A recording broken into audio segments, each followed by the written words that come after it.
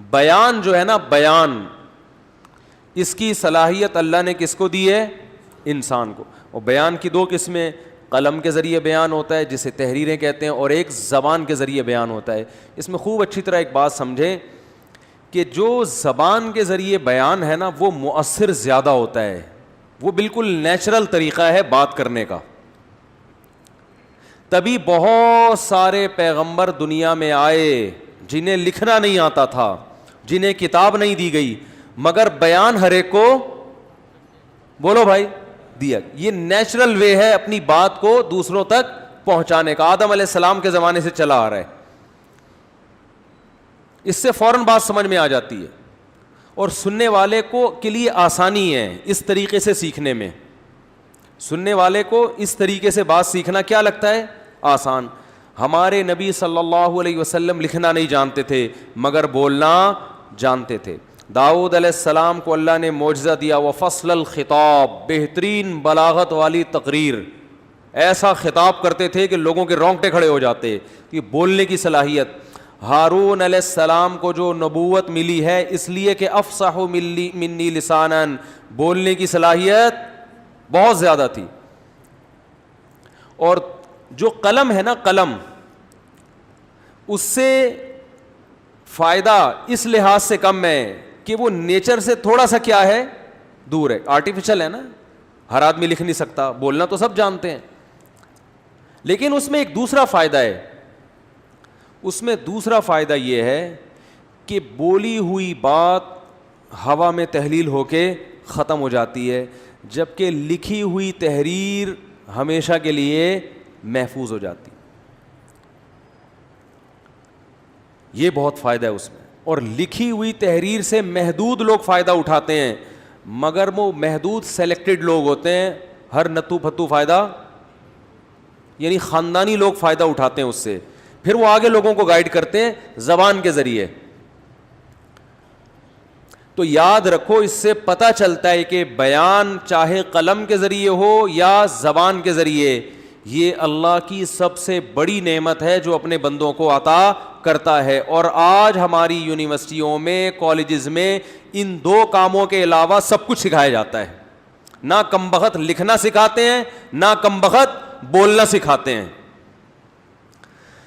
غلط کہہ رہا ہوں؟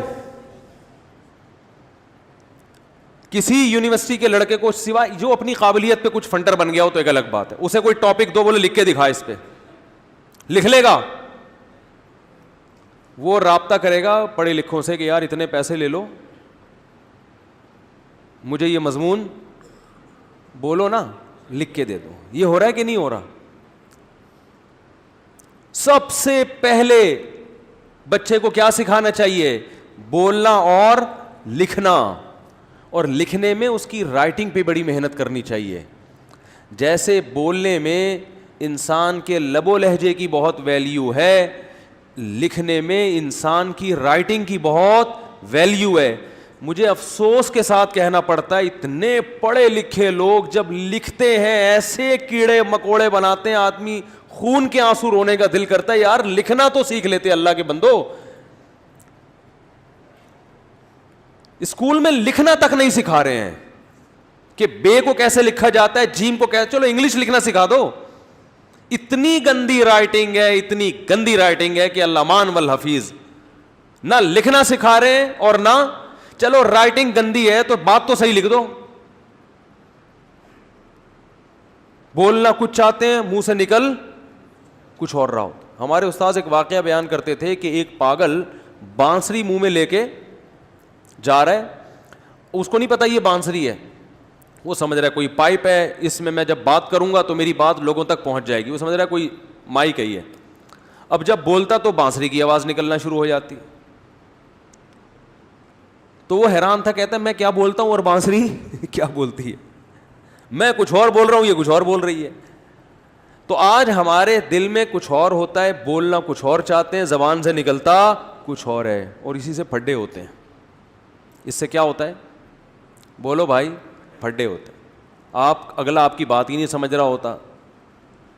کسی ماہر نے کہا ہے کہ دنیا میں زیادہ تر جھگڑے اس بیس پہ ہو رہے ہوتے ہیں کہ آپ جو دل میں ہوتا ہے وہ زبان پہ نہیں لاتے, پھر جو زبان پہ لانا چاہتے ہو وہ آتا نہیں ہے, پھر جتنا آتا بھی ہے تو سامنے والا سمجھتا کچھ اور ہے.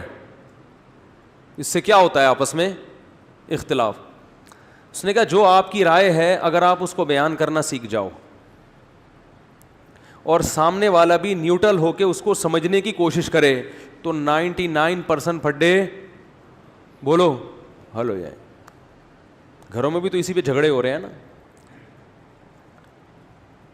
آپ بولتے کچھ اور ہو, اگلا اس کا مطلب کچھ اور لے رہا ہوتا ہے. ایک صاحب کہتے ہیں میں نے اپنے والد صاحب کو کہا ریٹائرمنٹ کے بعد, والد صاحب پریشان رہنے لگے گھر میں اکیلے, تو میں نے کہا آپ کوئی دکان وغیرہ کر لیں تاکہ مصروفیت ہو جائے.